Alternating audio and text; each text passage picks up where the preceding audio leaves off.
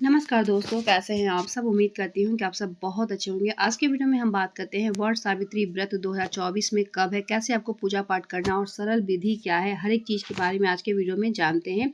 तो वीडियो अच्छा लगे तो लाइक और चैनल को सब्सक्राइब करना बिल्कुल भी ना भूलें। सबसे पहले तो बात करते हैं वट सावित्री व्रत कब है। तो ये 6 जून को है, दिन जो है रविवार। वट सावित्री, जिसे सावित्री अमावस्या या फिर वट पूर्णिमा के नाम से भी जाना जाता है। ये जो वट सावित्री व्रत होता है, पूर्णिमा और अमावस्या दोनों तिथि में किया जाता है। अधिकांश लोग जो होता है अमावस्या वाला जो वट सावित्री व्रत होता है वो करते हैं। तो ये 6 जून को है, दिन जो है रविवार के दिन ये मनाया जाएगा। इस दिन सुहागिन महिला अपने पति के दीर्घायु और सुख समृद्धि का व्रत रखती है। तो अच्छे से जानते हैं इसका सरल पूजा विधि। तो सबसे पहले तो आप चाहें तो वट वृक्ष के पास भी जाके पूजा पाठ कर सकते हैं। अगर प्रेग्नेंट है और प्रेगनेंसी का 8वां 9वां महीना चल रहा हो, पूजा पाठ करना चाहती हैं, तो ऐसे में भीड़ भाड़ में आप ना जाए, घर में ही टहनी मंगाकर इस तरीके से ही आपको पूजा पाठ कर लेना है।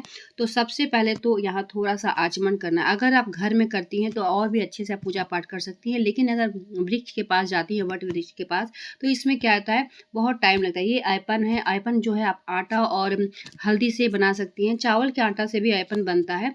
तो सबसे पहले तो घर में अगर बनाती हैं तो इस तरीके से चौक बना लें और इसी के ऊपर जो भी पूजा पाठ, टीका वगैरह करना होता है, तिलक वगैरह आप करें और गमला में हो या फिर किसी भी तरीके से आप जुगाड़ कर लें और वट वृक्ष का जो टहनियाँ हैं आप ला दें, ठीक है? तो सबसे पहले तो थोड़ा-सा पानी का आचमन आपको नीचे भी कर लेना है। अगर वहाँ जाती है तो वट वृक्ष के पास आपको चौक बनाने की ज़रूरत नहीं है, क्योंकि अगर समय मिलता है तो चौक बना भी सकती हैं। अगर नहीं मिलता है तो आपको ऐसे ही आपको तिलक कर लेना है और वट वृक्ष के पेड़ के पास एक सावित्री का प्रतिमा आप बना सकती हैं। इतना अगर हो जाए, मतलब किसी भी तरह आप प्रतिमा बना लें जिससे कि आपको ऐसा लगे कि वो सावित्री है और उनका पूजा आप करें, या फिर मांग भरते समय जितने भी परिक्रमा किया जाता है, सिंदूर लगाया जाता है, तो आप इस चीज़ को समझ लें। उसके बाद आप यहाँ पर दीपक आपको एक ये करना है। चौक बनाने के बाद सबसे पहले दीपक ही प्रज्वलित करना है। दीपक के लिए आसन रखें, चाहे आप अक्षत का आसन रख सकते हैं या फिर पुष्पों का आसन रखें। दीपक प्रज्वलित पहले कर लेना है। ऐसा नहीं कि पूरा पूजा पाठ कर लिया और लास्ट में आप दीपक जलाएँ।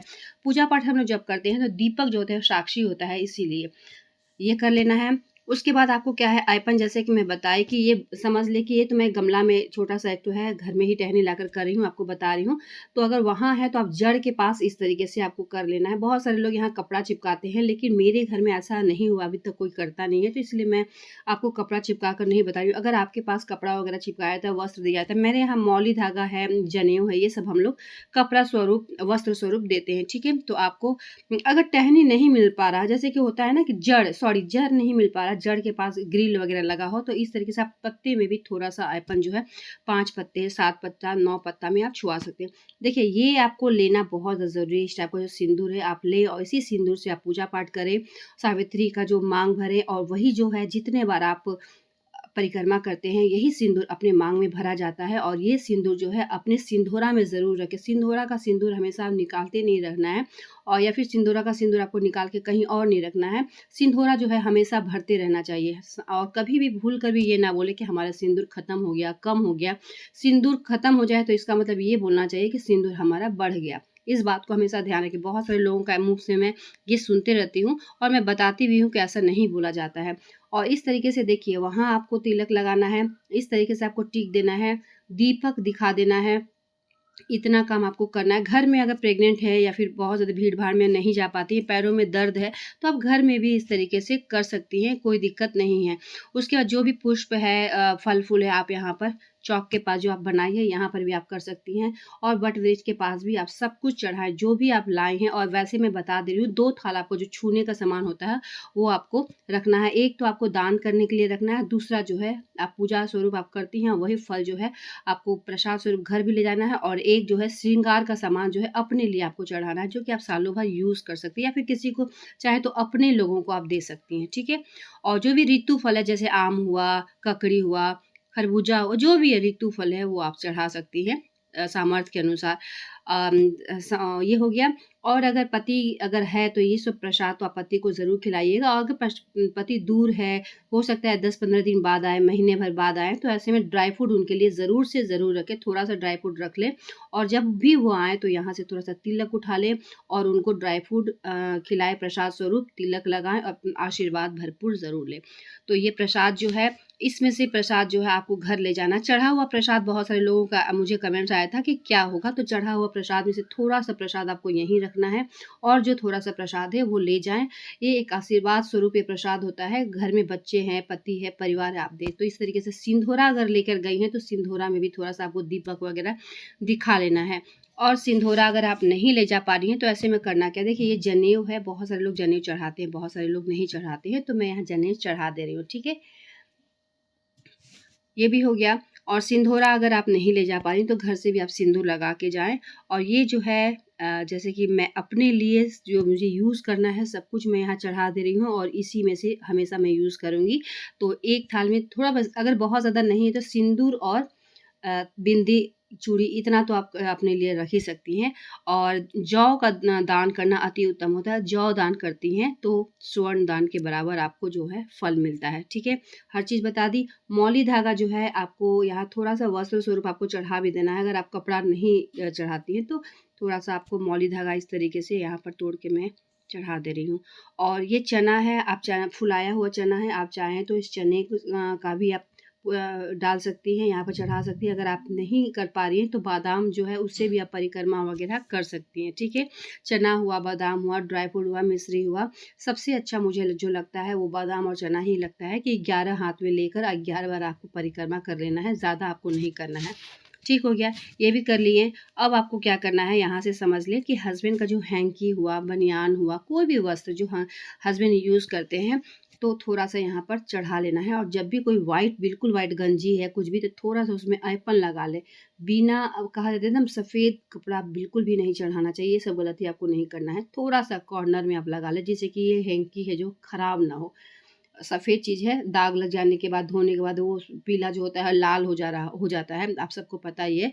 तो थोड़ा सा कॉर्नर में लगा दे, इस तरीके से शुभता का प्रतीक होता है कि कहीं ना कहीं हल्दी हुआ वो कर सकते हैं। मैं यहाँ पर ऐपन ही डाल दी क्योंकि ऐपन है। और ये उसके बाद ये पंखा, पंखा बहुत सारे लोगों को हो सकता है नहीं मिले, तो वो भी मैं बताई हूँ, आप घर में किसी तरह से जुगाड़ कर सकते हैं। पंखे के ऊपर थोड़ा सा पानी का आचमन दे दे और इसके बाद इसमें सिंदूर है, ऐपन है, ये सब लगाया जाता है। कोरा आपको इसी तरीके से पंखा खरीद कर और इसी तरीके से नहीं करना है। एक नियम, एक विधि, ये सब जानना आपको बहुत ज़्यादा ज़रूरी है। कोई भी चीज़ हम करते हैं, भले बहुत ज़्यादा चीज़ हमारे पास नहीं है, लेकिन जो ज़रूरी है, जो नियम है, उसको आपको निभाना करना बहुत ज़्यादा ज़रूरी है। ठीक है, तो ऐसे आपको कर देना है। जोड़ा पंखा अगर आपके यहाँ चढ़ता है तो जोड़ा में करें। अगर आपको जैसे कि मेरे यहाँ एक ही पंखा हम लोग ये यूज़ करते हैं, जैसे इसी को चढ़ाते हैं, पूजा करते हैं और बाद में इसको घर लेकर चले जाते हैं। बहुत सारे लोग हैं जो 2 पंखा लेते हैं और एक में दान करते हैं पंखा को। तो मेरे यहाँ जैसा होता है वो मैं आपको बता रही हूँ, आपके यहाँ जैसा होता है तो उसमें एक ऐड कर लीजिएगा, उसमें ज़्यादा दिक्कत नहीं होगा, बस एक और ज़्यादा आपको ले लेना है। ठीक है, तो ये हो गया। और पंखा जो है आपको ध्यान रखना है, थोड़ा-सा पंखा को थोड़े टाइम के लिए भी अगर संभव है तो वट वृक्ष के ऊपर थोड़ा-सा आपको रख देना है। इसी तरह दीपक वगैरह ये दिखा दी मैं, और वट वृक्ष के पास थोड़ा-सा आपको रख देना है और बाद में इसको थोड़ा-सा हवा भी करना है वट वृक्ष को। ठीक है? यहाँ मैं अटका दे रही हूँ। तो आपको इसी तरह करना है। हाँ, एक बात यहाँ मैं बता दे रही हूँ कि सभी का पंखा का कलर जो है एक जैसा ही रहता है क्योंकि सब एक जगह से ही खरीदते हैं। तो आपको करना क्या है, अपने पंखे पर अपने हस्बैंड का नाम ज़रूर लिखें। सिंदूर से नाम आप लिख लें जिससे कि आपको पता चल जाए। तो अच्छे से आप पंखा को रखें, वहाँ बहुत ज़्यादा दीप वगैरह लगा रहता है तो देखिए पंखा हो या कुछ हो, कभी-कभी जल भी जाता है, इतना भीड़-भाड़ रहता है। तो आप अपनी सुविधा के अनुसार घर में पूजा कर सकते हैं। अगर आप जाना चाहती हैं तो वहाँ जाकर अच्छे से पूजा पाठ करें, लेकिन कुछ सावधानी आपको ज़रूर से ज़रूर रखना है। ये मौली रख लें, सिंदूर रख लें और आपको क्या है चना रख लेना है। तीनों को लेकर आपको जब आप परिक्रमा करती हैं आपको इस तरीके से लगाना है, जड़ में लगा लें या फिर पत्ती में लगा लें, जैसे भी है। आपने जो आकृति बना लिया है तो उस आकृति में भी आप मांग भर सकती हैं क्योंकि आपने सावित्री का आकृति बनाया है। तो जब आप परिक्रमा करती हैं तब तक आप सिंदूर लगाएं। एक आपको इसी तरीके से जैसे 7 बार घूम रही है तो 7 बार हाथ में आपको ले लेना है। और जब परिक्रमा करती हैं तो एक इसमें चना जो है डालती हैं और उस सिंदूर लगाती हैं सावित्री माँ को, और उसके बाद वही सिंदूर अपने मांग में भरे। तो तीनों जो है आपको खड़े ले लेना है और लेकर खड़े होकर आपको परिक्रमा करना है। ठीक है, हर चीज़ के बारे में मैं बताती हूँ, समझाती हूँ जिससे कि आपको कोई दिक्कत ना हो। घर में अगर है तो घंटी वगैरह बजा सकती हैं, वहाँ अगर जा रही हैं तो घंटी वगैरह ना ले जाएँ, क्योंकि भीड़-भाड़ बहुत ज़्यादा हो जाएगा और बहुत ज़्यादा गर्मी भी है।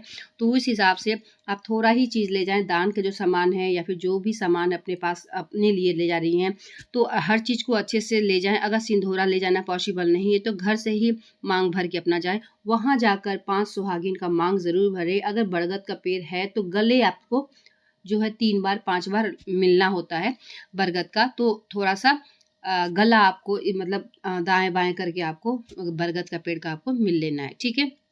ये भी क्लियर हो गया।